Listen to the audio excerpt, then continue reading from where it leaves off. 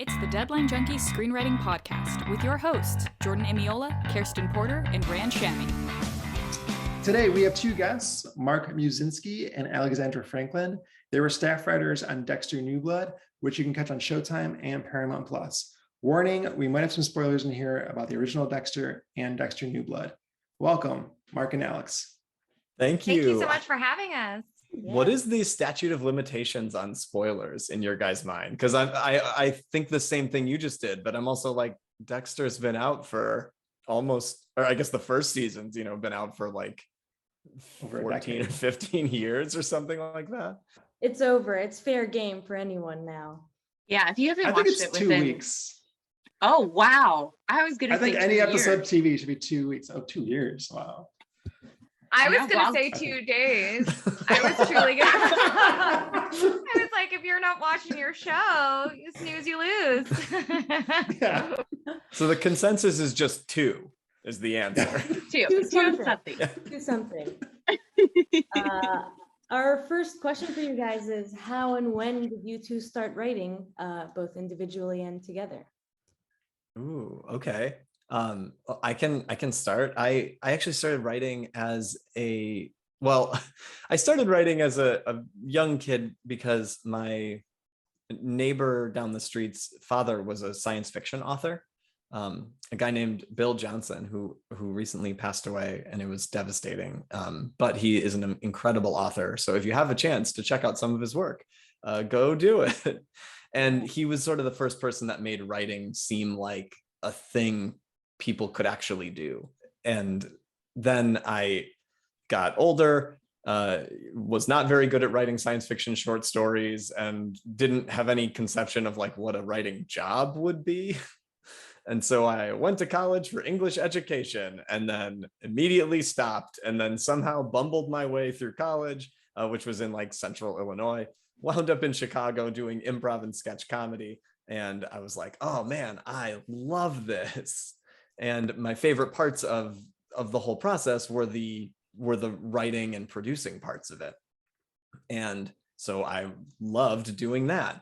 And I had always thought about moving to Los Angeles, but I'm also visually impaired, and Chicago has awesome public transit, and LA is famously the opposite of that. And so I always just kind of thought it was a bit of an impossibility.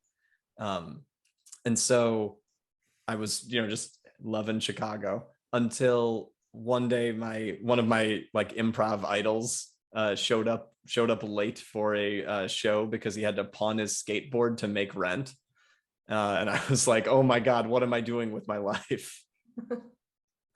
And so I looked around and I was like, TV and movies. I had made TV and movies in high school with friends, and it had always been the thing that fascinated me. And I had thought about moving to LA, and I was like, you know what? I'm not going to let just a little thing like a physical disability stop me from achieving my dreams. And so I packed up and moved out to Los Angeles, and I was prepared to, take the bus all the way, an hour and 40 minutes or whatever. And I quickly slammed into the fact that every entry-level entertainment job requires driving, which I can't do because of my eyes. And so I ended up like taking other jobs, and at some point, the only thing I could find where they didn't ask for a driver's license was a part-time student internship at Sony.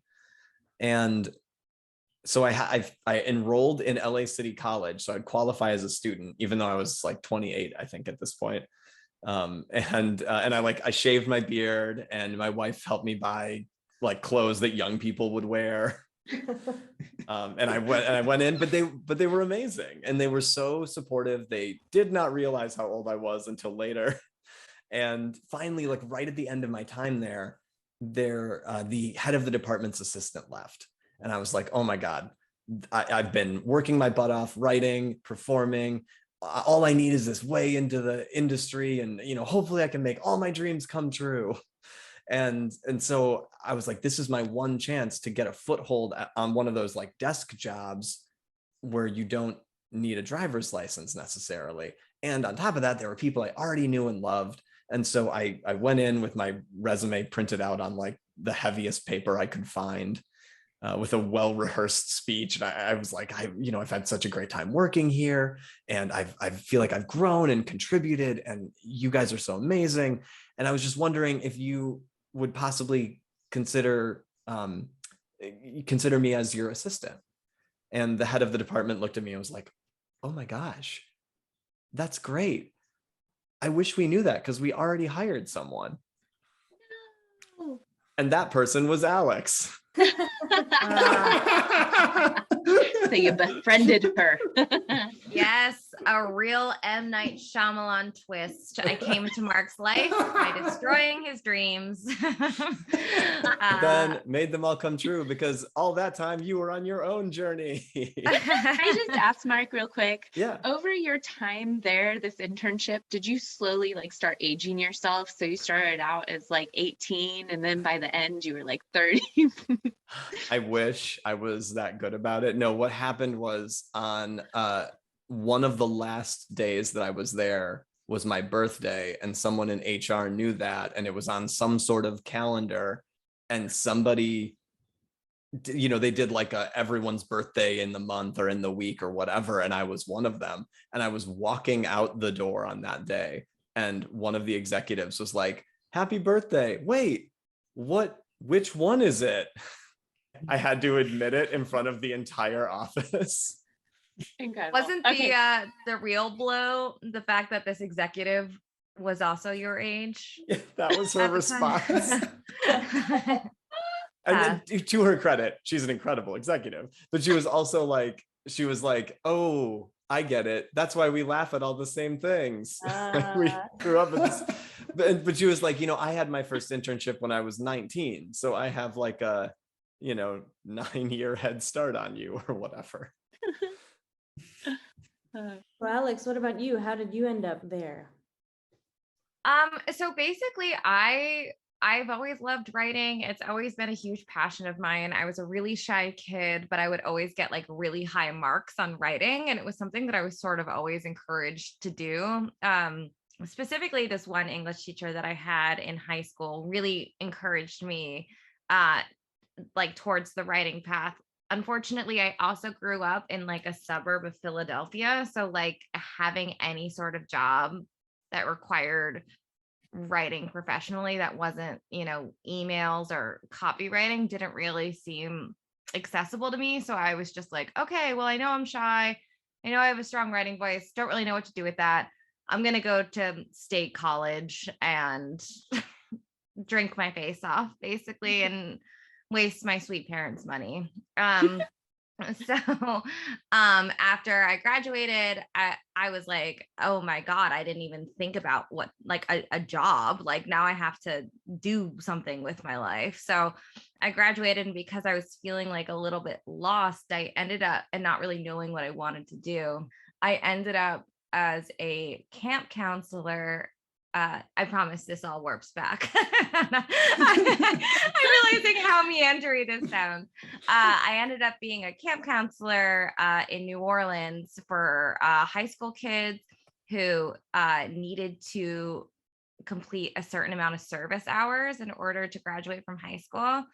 And it was a really great program. It was called Rustic Pathways. So we were down there for the entire summer. It was 5 years after Katrina. So we were doing a lot of rebuilding in the 9th Ward, which was still pretty messy at the time. And I loved it. I was like truly only 3 years older than my other campers, like ended up becoming like really close with them. And there was this one girl, I think one day we were like sanding a bathroom or something, and she asked me what I wanted to do. And I told her, I've always loved writing. I've always wanted to get into the entertainment business, but I don't even know how. And at the time I was thinking maybe I'll go to New York because I have family there. I had a couple of connections there. And she was like, well, actually, my mom is this big producer in Los Angeles. Do you want me to give her a call? And I was like, yeah. So this 15-year-old girl like called her mom, and at the time I was like writing a blog about everything. So she like sent her mom my blog, and her mom called me It was just like, hey, you're a pretty good writer. You know, Gabby really likes you. She says that you're interested in getting into the entertainment industry. Like, if you're able to find lodging and stuff, would you want to come be my intern? And I like absolutely could not believe it. Like, truly, this 15-year-old girl changed my life. And her mom was so amazing and so cool. She's still a badass producer. Her name's Liza Chasen. She produced most recently, I think, Lost City. Is that the new Sandra Bullock movie? Oh yeah.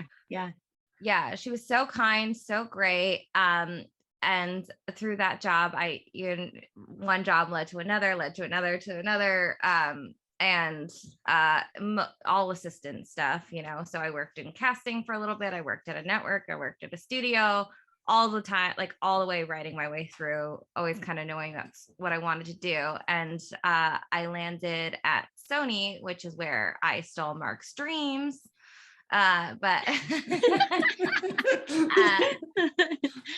the happy ending is we did meet each other.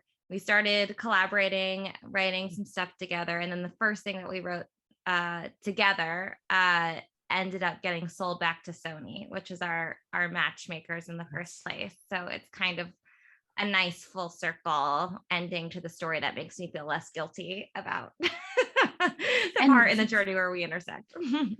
Was that both of your first paid writing gigs? So I had done, I guess, screenwriting specifically. I did like some commercial scripts at one point, and I did a couple web series where I'd get like $50. And I wrote, oh my God, what was it? Oh, the Honest Trailers, the YouTube series. They had a program for a while where they'd bring writers in for a week, and I got paid. I was brought in for a week, and I happened to do the one for Frozen right when Frozen came out. Nice. So it was like these little things, and then which were super fun, but not nearly as fun as like when Alex and I were working together on stuff. Were you, before the Disney Channel thing that I was about to say, did you do any paid writing stuff, Alex? No, I did nothing paid writing at all. We did, I think, our first thing that we did, if we want to, break away a little bit from the narrative that we just told, was we got hired to do basically copy for Disney Channel original movies for their promotion. Just like really funny bits for the actors of I think we worked on the movie Zombies and Zombies 2. So Disney Channel, when they're promoting their DComs, they'll have they'll do fun bits for the actors to do to promote the movie. So we got hired to write those bits basically, and it was truly so much fun. Like, I was like, oh my God, I can't believe I can get paid to do this. This is so much fun. And did that dip into your guys's Mark, I know you have a sketch and improv background. Alex, do you also have a sketch and improv background? Yeah, I did the whole UCB Second City run. Yep, it's definitely Don't sound too happy about it.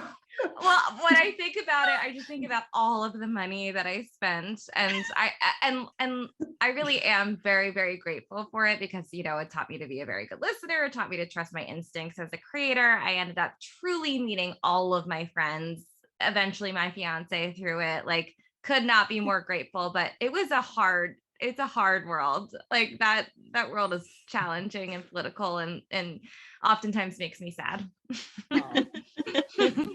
I think we've all done improv, I think. Don't we all know the pain? I took a 101 class and I never went back. Fran's the only smart one out of us. Yeah. Well, I guess years after the improv, can you walk us through the process of how you got involved with Dexter New Blood? Sure. Yeah. So after Sony, the people there, they really went out on a limb to help me get an NBC assistant job. And everyone there was awesome. They helped me eventually, after a couple of years, get a writer's assistant job on a show called Abby's, which was super fun. And I got to write an episode for it, or co-write an episode with our script coordinator, which was amazing. and then it did not go past season 1, but everyone who worked on it was incredible and so nice. But I was like, oh, cool, I made this switch from these salary jobs to a writer's assistant life, and it took me 5 years or whatever to get this first writer's assistant job, and now I have to do that again.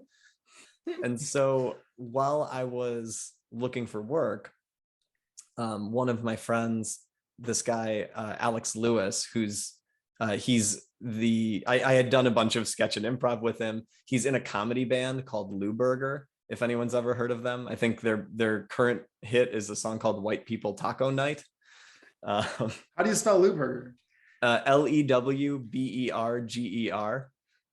Okay. It's a combination of like some of the band members' names, but they were on like Bring the Funny on NBC, and then one of the guys the guy that I knew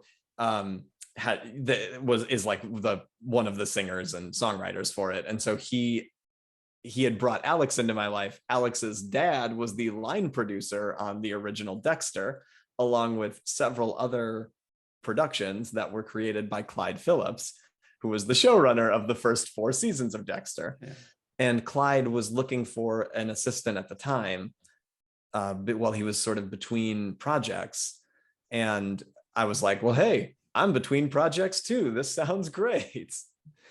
So Alex sort of connected us, and Clyde was awesome. He's obviously a legendary, brilliant television creator and producer and writer. And he was so generous, both with paying attention to me as a human being working for him, but also with he would take time to be like, this is why I'm writing the pitch this way, or whatever happened to come up, in a way that was like so educational. And during the time that I was working for him, Dexter New Blood came up as an option. And so I got to help him work on the pitch for it. I saw him, go fly to New York to convince Michael C. Hall to do it, convince the network that this was the right take, like all of those things. And it was coming closer and closer. And I was like, okay, I think this show might actually go. And I'd seen him pitch like a bunch of stuff, and a lot of it was like in the progress, the development process is so long and tortured at this point. But because it's such a famous show, that actually had momentum and a drive, and it within about a month was like, hey, we're making a writer's room. And Clyde had also been super supportive, in the sense that he was like, do you guys want to write on this show? And so we owe him so much for taking that chance on us. That's awesome. Did you both watch the original series? Only a little bit. How much had you seen, Alex? I had seen a little bit of the first season. At the time, I was like very scared of when it came out of gore or blood, and then just got a little bit more desensitized as I got older. So when Marc started working for Clyde, just out of curiosity, I went back and started watching it, and was a huge fan by the time I started working on it. Nice. Yeah.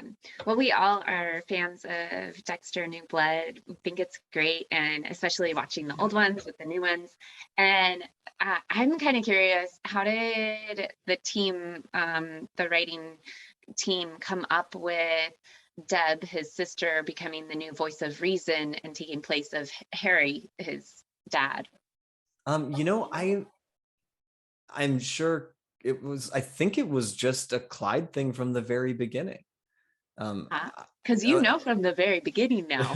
So yeah, I'm trying to remember, unless I'm misremembering that, Alex, but I feel like it was sort of baked into his original document that he had about what he wanted to do with this season.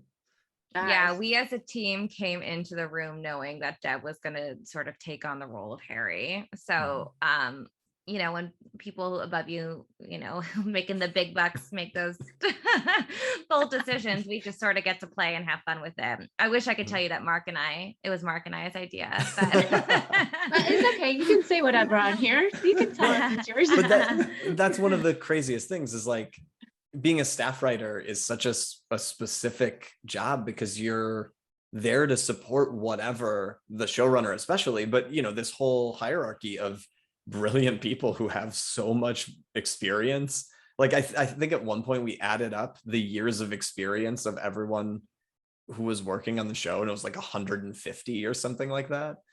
And a lot of them had worked on shows that were doing, you know, 22 episodes, or even the original Dexter was 12, which seems like a lot in this current ecosystem.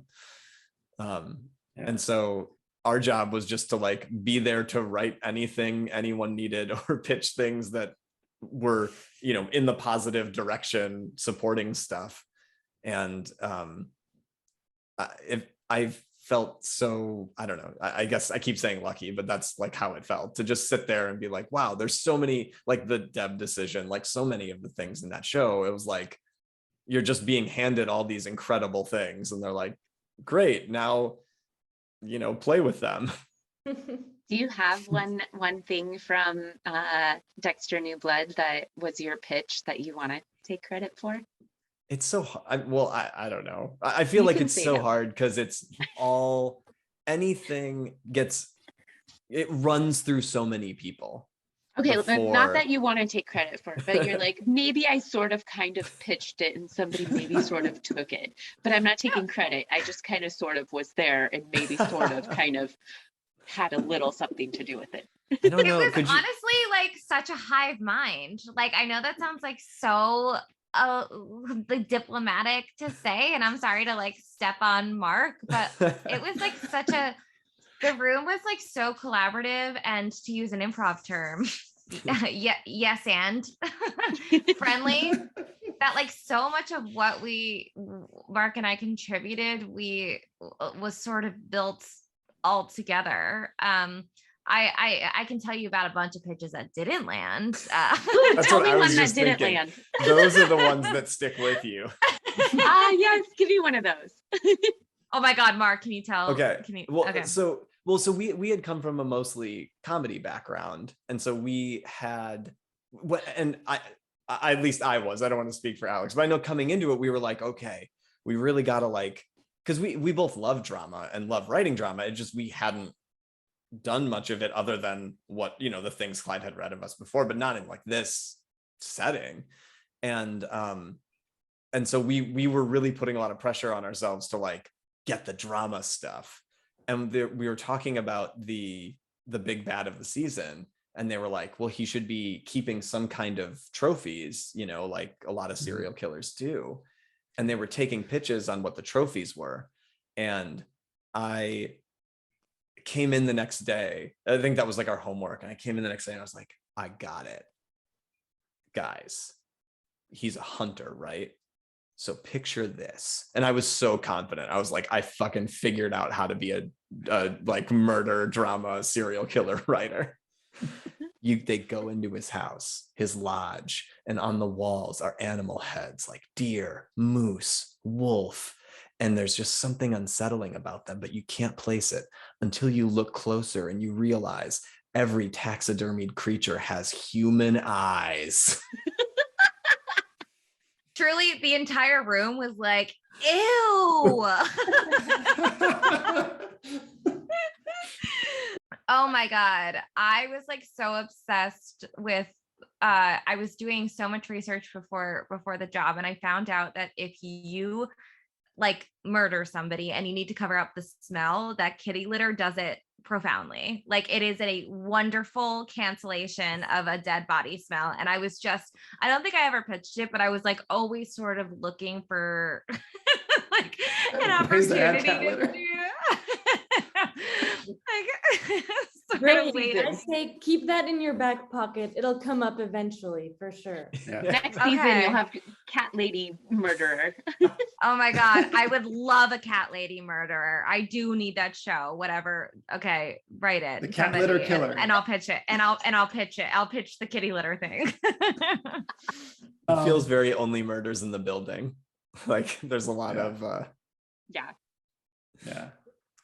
Well, I'm from Buffalo, New York, and I love that Dexter had a 716 area code when he called Harrison. Was the series always set in upstate New York? Yeah. Yeah. That's short answer. Question. Done. He wanted it to be like that sort of snowy, like just as far from Miami as you could get, sort of cool tones and things like that. And I know Clyde has a place in New York and a place in Martha's Vineyard. So he's like very East Coast familiar. And I think he just felt like that would be a perfect setting. And I also think Michael C. Hall was really like the idea of like blood in the snow and the contrast there. I love that. I think it looks cool. Yeah. And the sound with the title cards, like that, like yeah, I love that. Yeah. Those title cards are awesome. I don't know how. That's like the saddest part of writing. Was that your in this. pitch? No, yeah, that was it. You're all welcome. No, that's the saddest part of writing in this current climate is so many shows you write and then, well, especially in COVID, in this case, like you write them and then they go into production and all the writers are sort of released and go on to other stuff. And you don't get to see all of that, how those parts of it come together unless you get to be on set and get to be involved in editing and stuff. And so, which obviously as a viewer of the show, I was like, holy shit, these credits are amazing. But it's just so knowing the people who are making the decisions, I was like, man, I really wish I could have seen like all the thought that went into that, because I'm sure there was. Yeah. I love in the series that we get to see a lot of Native American culture and community, and I was just curious how you go about that and accurately representing their culture and community. There was actually we were really lucky to have the most amazing consultant ever working with us. Was just incredibly collaborative and instructional and helpful in terms of steering us in the right direction. And he was actually our basically there's a lot of scenes with Seneca Nation members that he knew personally, and he was the one who ended up putting production in contact with them. So all of those people like sort of came from that network through Caleb, our consultant. So and that even was like costume pieces and stuff too. They would go to like actual Seneca jewelers and stuff who were making things in a traditional way, and like I thought it was cool that he made it a point to not only try to portray the community as accurately as possible, but also to like support the community by hiring people to be in, background or small parts, or purchasing clothing and jewelry and stuff from like artisans who are, who have a business, that kind of thing. Yeah, that's really cool. Awesome. On a different note, we were also wondering how many people from the writing team of the original show returned for the reboot, if any? Just one. Well, Clyde, I guess, technically, because he worked on the first 4 seasons of the original, but there is one man, the other executive producer, the other writer executive producer on the show, Scott Reynolds, who was on all 8 seasons of the original show, as well as New Blood. And we are so lucky to have had him. Yeah. And he's like such an incredible writer. I mean, he worked on Jessica Jones and all this other stuff in between, and he's just so talented. And he like single-handedly brought the lore of the original series, as well as, just a world-class writing and producing ability. What was the writing schedule like? Like, what were your deadlines like? How long did you prep for? we were uniquely positioned because this all happened during COVID. So we were actually in the room for 43 weeks consecutively. And then once they sort of figured out production, they ended up filming after we wrote the series. So there was no overlap between production and writing just because of the nature of the pandemic. But I think it was one of those things where, Showtime knew it was an important property and they really cared about it a lot. And the executives who worked on it, the president of Showtime was involved, very personally, and their feedback was like incredibly valuable. And they wanted to make sure that they did it right. And so they wanted to make sure that the writing had time to get to the level that they wanted it to be, and they wanted to make sure the production had time to shoot everything and make it look like like the show that they wanted. And so I think we really appreciated that they were willing to actually invest in that, and I think that certainly helped Clyde get the show that he wanted. Yeah, I think you can tell too, like it's so well written. Were you able to go on set at all? We were not, because it was just right in the heart of COVID when they didn't have any sort of protocol. Like it was before the vaccines were out, and there was just no protocol to like get writers to set. Even if we had flown ourselves there, they wouldn't have let us on, I don't think. Is there any possibility of a season 2? Not that we've heard about. I know there's like internet talk about Harrison having like a spinoff, and that might just be talk and not real. I mean, well, look, again, our phones are on, so yeah. we love jobs. We love jobs. So. Does the internet have a Kickstarter going for this? Because we are happy to just be the bank account the funds get deposited into. So going back to New Blood and not on to the next season, there's voiceover in it, and I at least personally have heard a lot of people say voiceover is easy and a lazy way of screenwriting. I am curious about your feeling on both of your feeling on voiceover and how to do it. Yeah, well, I'm just gonna again, we're very much students of Clyde Phillips, and he gives this answer a lot, and it's like sort of how I've adapted my feelings around voiceover, specifically when it pertains to Dexter. But what serial killers do is heinous and awful and the worst of humanity. Thank God somebody said it. Sorry, I know it's a really, really, really hot take. But ultimately, allowing us in his head, like allowing access to Dexter's mind, is what made him relatable and allowed for what he was doing to be more palatable. So specifically within the contrast of a serial killer show, I think you kind of, if you're gonna want to follow this character's journey, you kind of have to see a little bit of yourself in him. And this is my take, and this is not a Dexter take, but what I or like a higher up take. But when I was getting into the show, what I saw personally was somebody who was different than the norm and who was desperately searching and looking for belonging. And by getting that voiceover, you are sort of allowing yourself to relate to him, because I think we all feel that. We all want, if they're like season 1 explores, or season 2 explores, can I have a friend? Season 3 explores, can I have a girlfriend? Season 4 explores, can I have a family? And that's something that we all feel. And by gaining access to Dexter's mind, we're able to relate to him in a way that we wouldn't otherwise if we didn't have that access. And I think in a practical sense, there's nobody he can talk to, because anyone who he could talk to about this would turn him into the police, or they are the police in Dexter's case.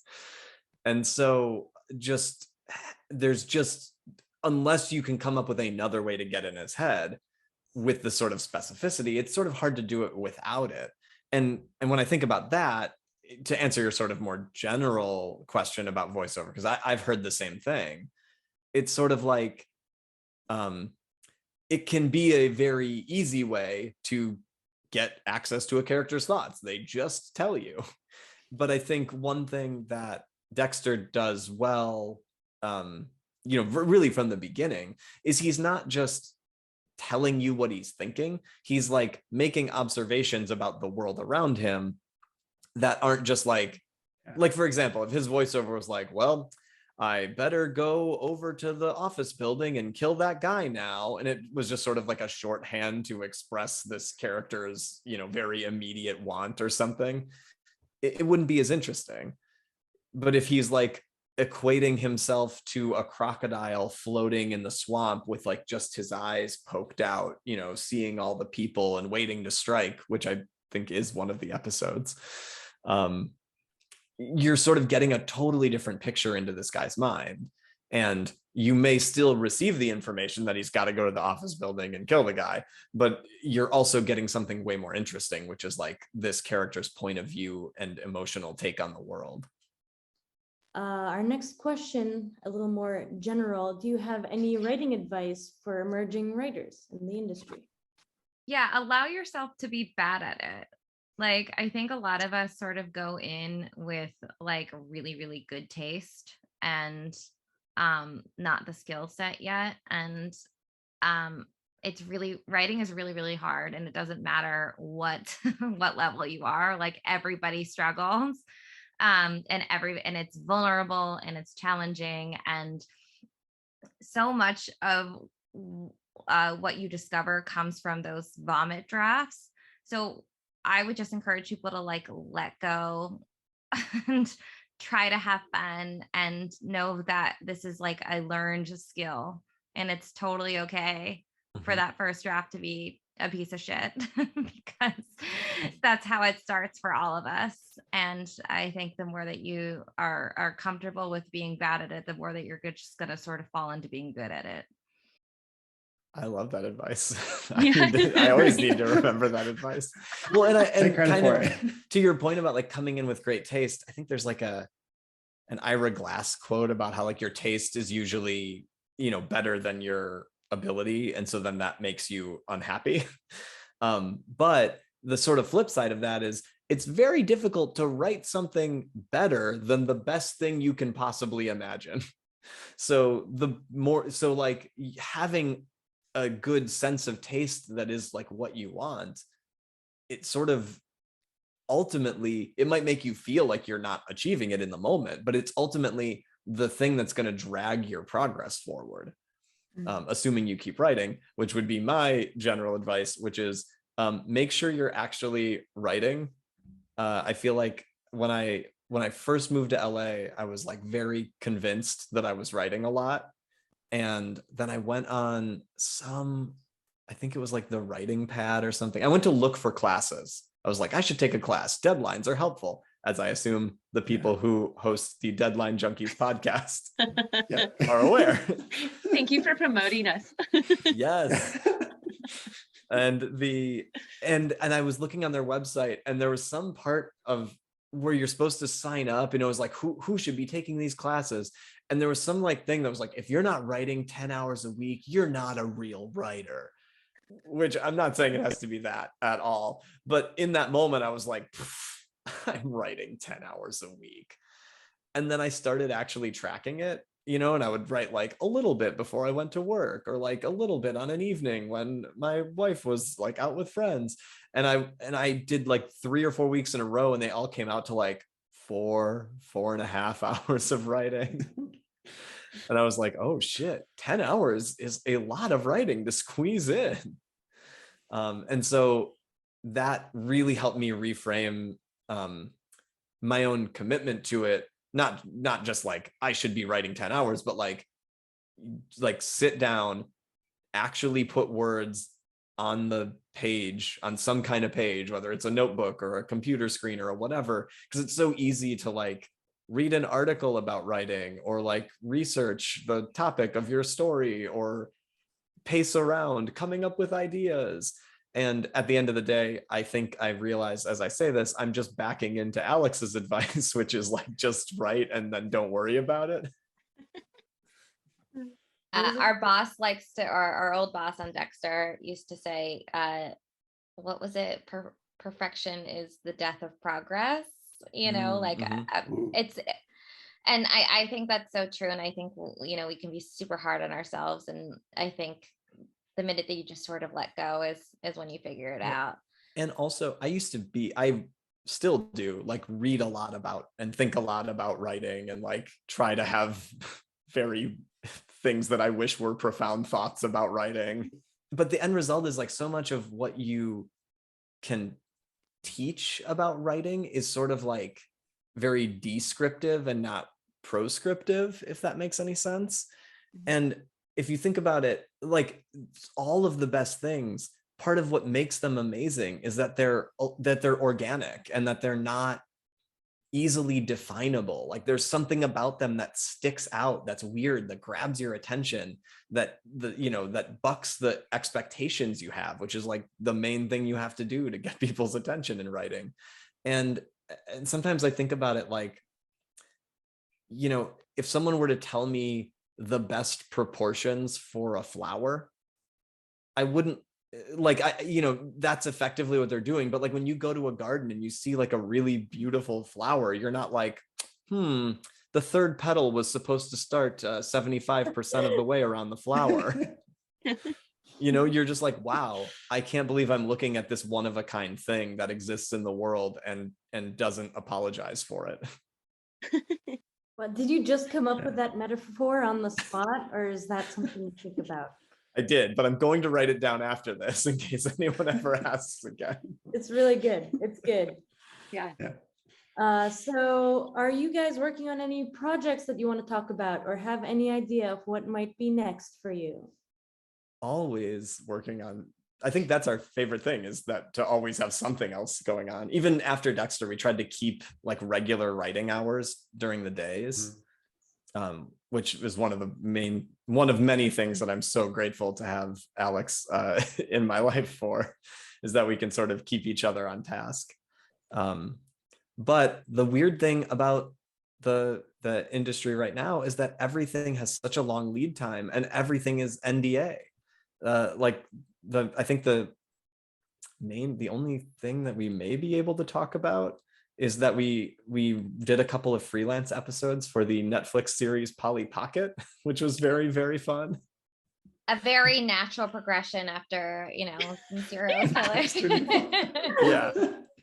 But like everything else, I feel like we have a thing in development that we can't talk about. And then we're working on another show right now that isn't announced and we can't talk about. And I feel like we're not rich enough yet to like flaunt that kind of thing. I'm glad you have all these things that you can't talk about. It's a good thing. But the fun thing, and I think the thing I try to keep in mind, is that when we get to write our own stuff, even if it's not sold to anywhere or, in development or whatever, that's some of the most, like, that's what we got into this by, that's how we fell into this trap, was because we really liked writing stuff.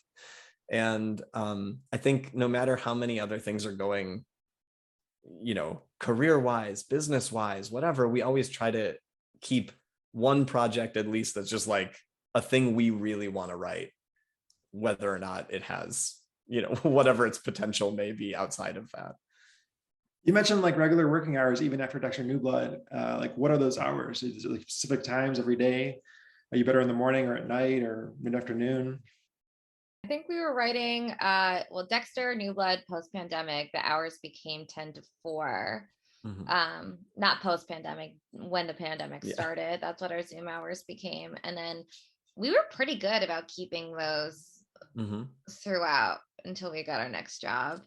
Yeah. which our next job became 9 to 3. But if next time, we find ourselves without employment, I hope we go back to 10 to 4, because to answer your other part of the question, am not a morning person. I'm terrible. Despite having a dog named Coffee, that's not enough to wake you up. I know. I conversely am a morning person. I wasn't originally, like when I was doing comedy, so much of that's at night. And I love being out and about and like seeing human beings. So the past couple of years have been tough. But like in the process of trying to find time to write, I realized that if I just got up and did it, then no one can take that away from me later in the day. And I also find that my brain in the morning, very tangible problems have a way of like occupying my thoughts that make it hard to like push them aside and write. And I feel like, and I shouldn't say problems, but just like things to do, it's like, oh, and sometimes it's work related, like emails you have to respond to, people who you want to like read and give feedback. Sometimes it's just life stuff like, hey, we need to send out an invitation for the Renaissance Fair weekend we're trying to plan with friends or whatever. Dork. Thank you. Alex is not on that list, so not anymore. But like all of those things sort of cascade throughout the day, and it makes it much, much harder for me to focus at night. You can if you have to, but I find it is easier to write in the morning, and then I can feel good. Like I did the main thing today, and everything else I'll figure out as I go. Last question. What's your favorite thing you're watching now or of all time? What's your favorite show or shows? Oh God. You can think if you want. I feel like I've been making you go first for everything. And I was like, when you were about to ask the question, I was like, okay, I've been putting Alex on the spot. I'll go first this time. And then he asked it, and I was like, wonder what Alex is thinking. Well, I mean, Dexter, obviously. Dexter. Well, we both collectively fell in love with Yellow Jackets this past year. Like it was such a unique, fun experience with like actors that we grew up loving, like watching them thrive in, their mid to late 40s, still sexy and edgy and awesome and cool. And I'm very much a sucker for that 90s era of pop culture. And I'm just happy to be in the presence of, the plaid shirts. A girl that we're working with now, though, did point out that it's super unrealistic, the lack of body hair that they have being stranded in a forest. Yeah. Spoilers. And then body hair spoilers. That's fine. Body hair spoilers. And then if you need to pick me up, Abbott Elementary is it. And then it's so good. It's so lovely. And then I fall asleep every single night to The Office. Every single night. I know everything about The Office. I love it so much with my whole heart. I think it is deep and interesting and explores really complex relationships and is also just silly and dumb. I think it's great. I've never sobbed more than season 6 when Michael proposes to Holly. Sorry, other spoiler. And I was like, how is a hard comedy making me sob? And it's just because I ended up caring so much about all of those characters. Like, I think especially the times that we're living in, it's really important to reach for those shows that bring you levity, and that's definitely mine. For sure. Mark, did you have enough time to think of something? No, I mean, I love all of the things that Alex said. Also, The Good Place was a recent one that I really loved. But I feel like all time ones, I feel like I would be remiss if I didn't mention Mystery Science Theater, which is just such a go-to. It was just like a part of my childhood. And probably formational in ways that were damaging to me as a human being in the world. But it's just such a fun show that made me love even bad movies for like what all the choices that people had to make in them. And then I also grew up really loving Firefly, even though Joss Whedon's not fun to talk about anymore. I shouldn't say not fun to talk about. Joss Whedon, we're not going to get into it here, but hey, read up on it if you don't know. I'm trying to think of it's such a, I want to be appropriate about the response. Like the work that he made, I enjoy. But his actions Buffy, I gotta say, Buffy is pretty all-time for me. I watched my roommate when the pandemic hit was obsessed with Buffy growing up. Buffy is his Office basically, and when the pandemic hit and we're hit with all this new free time, I was like, I'm gonna give it a whirl. And I was like, oh my god, this show makes me want to be a better writer, a better sister, a better human in this world. I love Buffy so much, and it's probably one I'll do a rewatch for eventually. I think it's Rand's favorite show as well. It is my favorite show. Yeah. Really? Yeah. Oh my god, what's your favorite season? Season probably 3, but then episode the musical. Okay. I love the musical so much. Very hot take. It's very unpopular. Season 6 is my favorite season. Same. Yeah. Was that because you were a Spike girl?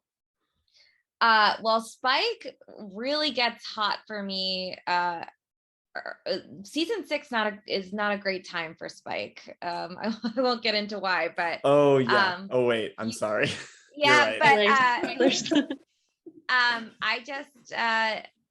I thought season 5, the ending was so brilliant, and I think it was just like emotionally true what Buffy was going through that time. And in general, I just think people are a little bit more interesting when they're a little bit messier. Oh. And there's this line, sorry, can I spoil season 6 finale of Buffy? I think it's more than 2 something. It's been more than 2 everything. You're good. It's been 2 of something. There you go. When Willow sort of is losing her mind and she gets like addicted to dark magic and all that stuff, and she's about to create like a worldwide apocalypse, Xander goes up to her and he's just like, you're literally about to bring down the end of the world, and I still want to hang out. And I think that's really what friendship is accepting and loving people, and then also wanting better for them. And it just like made me sob. I think I was going through something also probably emotional at the time. Like, yes, this is what it is. This is what unconditional love is. Yeah, I just love it. I thought it was such a great season. Oh yeah. That Firefly I also really enjoyed. Battlestar Galactica, the early to mid 2000s reboot of it, and then all the things that Alex said that are on right now. Nice. Well, that's all the questions we have for you today. Thank you so much, Marc and Alex, for joining us, sharing your stories and your insights, and we really appreciate your time. Thank you so much for having us. This has been so much fun. Thank you. Yeah, thank you for joining us. Subscribe, rate, and review for more episodes. Thanks for watching the Deadline Junkies Screenwriting Podcast.